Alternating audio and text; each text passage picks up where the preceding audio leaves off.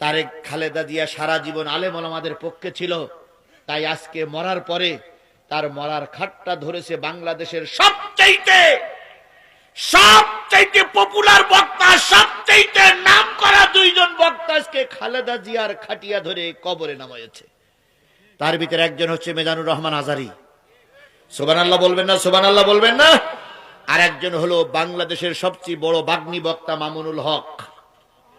এনারা দুইজন যখন খালেদা জিয়ার লাশ খাটিয়ায় করে নিয়ে দোয়া করতে করতে যাচ্ছে, তার চরিত্র সম্পর্কে বাজে মন্তব্য করেছিল, এই শেখ হাসিনা, এই শেখ হাসিনা, এই শেখ হাসিনা।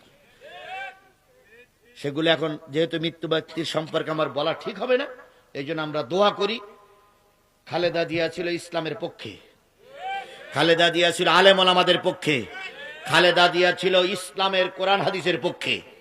সুতরাং কোরআন হাদিসের পক্ষের একটা লোক মারা গেছে, আমরা সবাই মিলে ভালো জিনিসগুলো তুলে ধরে দোয়া করে, আল্লাহ তার জীবনের যদি কোনো খারাপ দিক থেকেও থাকে তুমি মাফ করে জান্নাতের মেহমান বানিয়ে দাও।